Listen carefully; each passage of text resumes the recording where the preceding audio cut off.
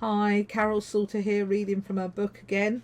We're on chapter 28 tonight. So far in the story, we've lost Onk in Thanet somewhere, and Grisel the witch, who's pursuing them, is in Canterbury at the moment. Let's see what we find out tonight. Chapter 28. Dog. On a slight rise at the nexus between the three towns of Ramsgate, Broadstairs and Margate stood a castle. It was magnificent, all turrets and towers, angles and buttresses, containing strange perspectives that befuddled the beholder's puzzled eye. In its time it had been an impregnable fortress, never conquered, never defeated, a centre of power and learning for monarchs and emperors, and lastly a secure home to one of the most powerful creatures in the magic dimensions. The building had been hewn from massive grey granite slabs and transported to the site eons ago, probably by teams of coal-black Pegasus from the northern coast of wild Scotia. It reposed like a sleepy grey dragon, stirring now and then to gaze with one golden orb at the island growing around it. The island's human population had increased over the ages, and their primitive workings changed the face of the land. The castle stood on the unnamed island, watching and waiting.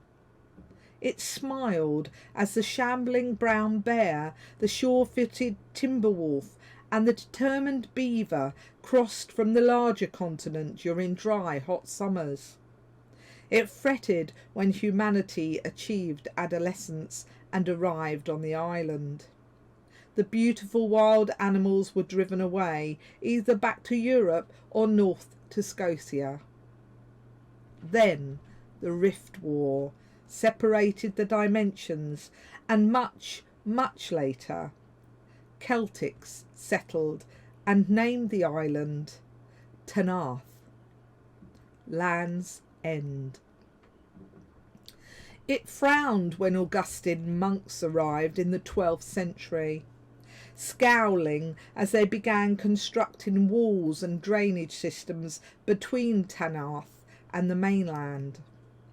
They drained away its beautiful sea views between Sar and Upstreet. With the sea no longer an obstacle, the surrounding land was tamed, turned and tilled, growing vast quantities of vegetables and fruit. Little by little hamlets sprang up from Cliff's End and Manstone at one end of the island, to Meregate and Ramsgate at the other. The broad stairs grew along with them, first as a garrison position defending Kent's coastline. Later it became a seaside retreat for Victorian writers and artists. Hamlets grew into villages, villages to towns, encompassing their own villages of Fleet and Woodchurch, Westbrook and Birchington, till the island, now part of the mainland, was full of humans and buildings and roads. Few and far were the dwellings on the renamed Isle of Thanet for any fairy folk these days. The castle sat, waiting and watching, sighing down the long span of time, groaning with age and wanting resolution.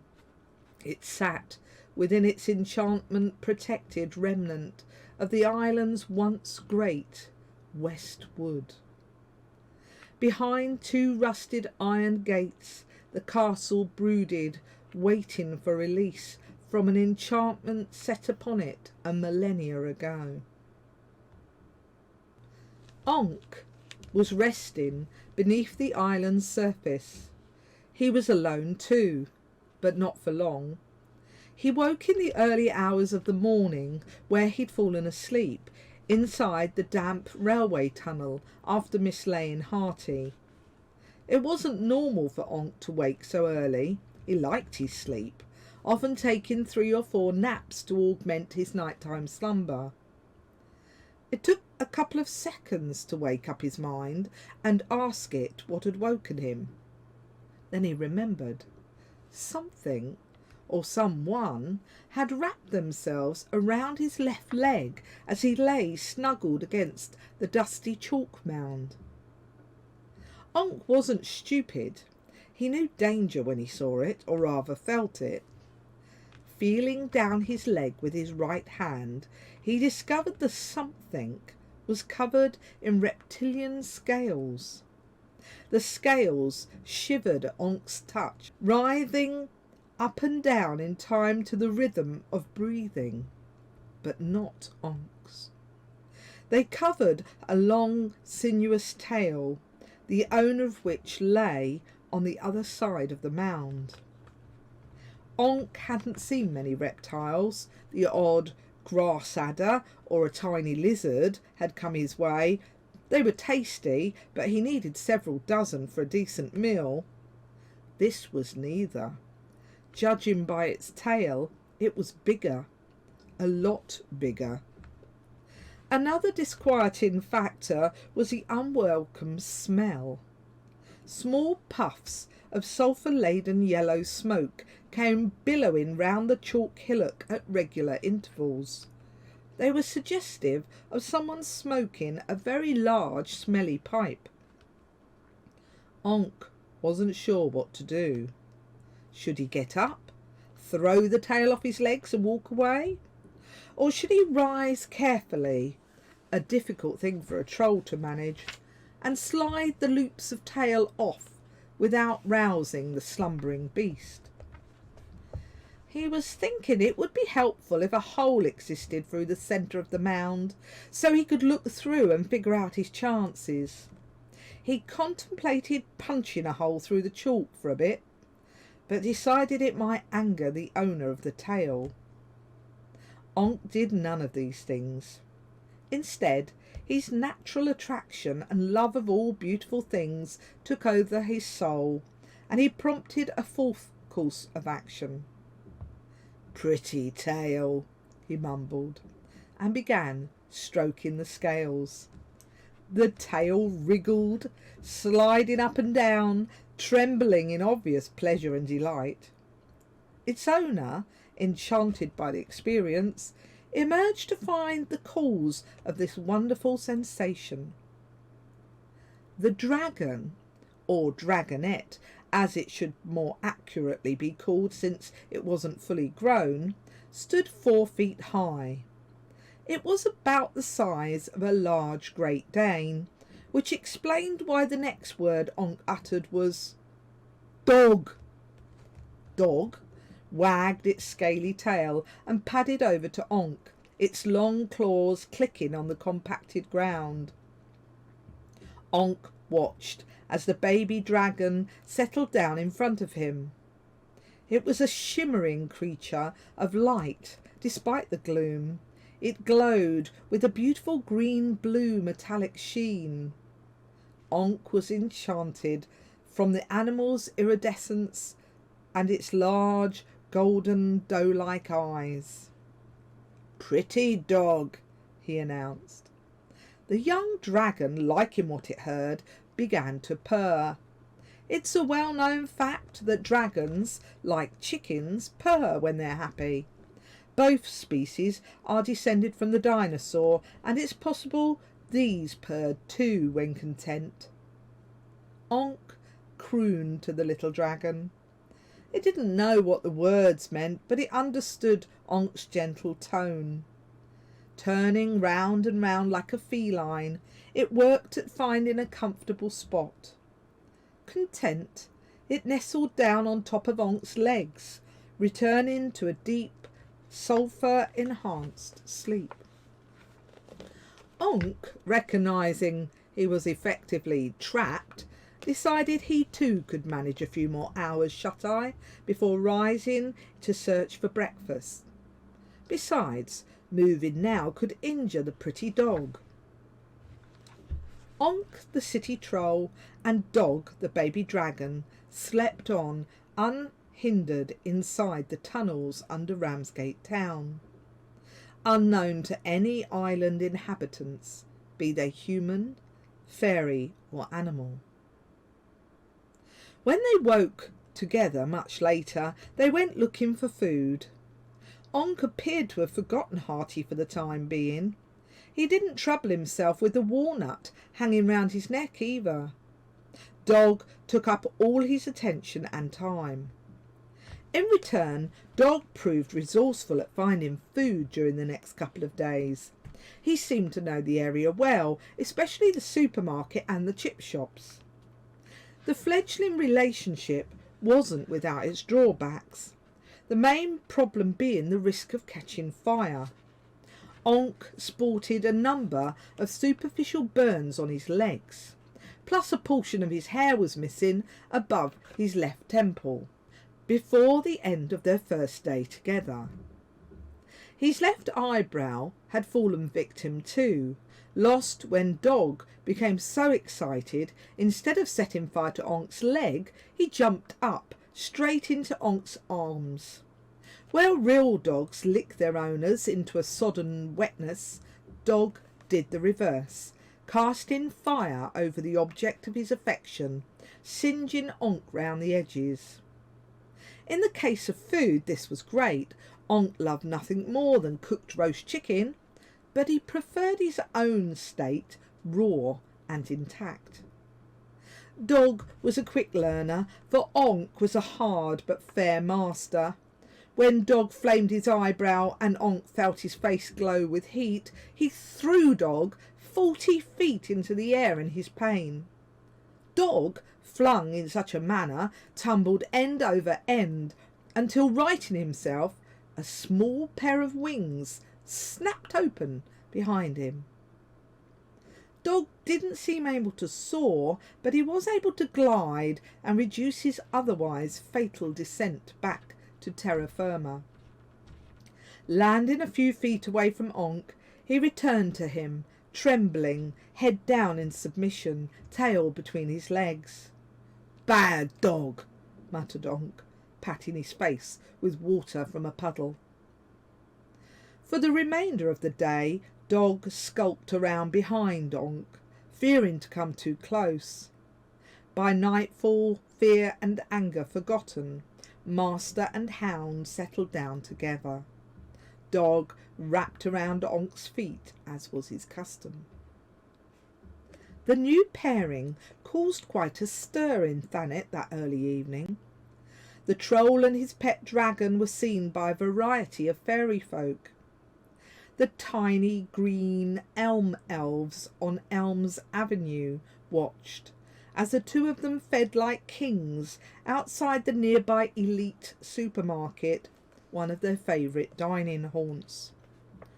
Night gnomes saw them being shadowed by an expanding retinue of motley cats. This phenomena started after their massive blowout on fish and chip leftovers at a chippy in the Newington area of Ramsgate. A squadron of sand pixies heard them burping together, Onk giggling as they finished the barrel dregs at a seaside hostelry in the harbour. Despite these sightings, not one person discovered that Onk and Dog were residing in the tunnels beneath their feet. The first thing Onk did to their tunnel residence was create a more accessible yet well concealed entrance. The complex, built for the Victorian railway system and adapted for use as an air raid shelter during World War II, ran below Ramsgate town for miles. Some lengths had ceiling cave-ins and others were stinky dead ends. It was inevitable Onk and Dog would come to the tunnel entrance by the sea. Onk could smell the salty sea air through the rough-laid breeze blocks cemented over the promenade entrance. He mistook the salty smell for his favourite food, fish and chips. Using his meat-hook hands like pistons, he steam-shovelled through the wall like it was candy floss. Dog assisted, clearing chunks of flying rubble by incinerating them in mid-air, thus reducing its component size to a small pile of ash. When finished, they both strode through the gap and inhaled. They looked like refugees from a nuclear blast covered in ash. "Ah," sighed Onk, despite the fact no food was evident. He gazed in awe at the sight he had never seen before. The sea. In particular, the English Channel. Onk had seen and been inside rivers, but they had banks and went somewhere, and he could see the other side. This mass of water sat pulsating in and out like some huge breathing entity. The sun rippled off the waves as they broke against the sand in white foamy rolls, dissolving a nanosecond before they reached the beach and safety. Onk ambled along the water's edge, a last warm autumn breeze caressing his charred brown skin, making his hair stream out behind him. Dog dashed up and down the sands, biting seaweed till it surrendered. He leapt into the waves and chased seagulls like any other normal dog would, whilst Onk stared at the distant horizon. The sea darkened where it touched the sky, and little toy boats bobbed to and fro, seeming to travel without moving until you looked away. Onk was content, despite Hearty being misplaced. He sat on the sand, arms around his knees, feeling warm and happy. Dog lay to one side, panting, small reefs of smoke issuing from his nostrils. Onk suddenly remembered his precious walnut shell. Untangling it from the treasures around his neck, he opened it and peeped in at his sleeping Pretty. He was shocked at the sight which greeted his eyes. Nestled within the tiny pink cocoon, 2 blue eyes, the exact shade of the sea in front of him, looked up out of a sheer porcelain face. One pair of rosebud lips smiled, a perfect smile. Onk was moved to tears. No one in his entire life had given him as much joy as this babe. Here she was, smiling up at him, a troll, someone even Onk knew she should fear. There was no fear in this little one's face. She smiled again, her eyes twinkling, yawned, turned over, and went back to sleep. An absorbed and enraptured Onk looked out over a scene that reflected his love's eyes. He smiled and knew deep within his heart things would be fine. Join me next time for chapter 29, Witches. Goodbye.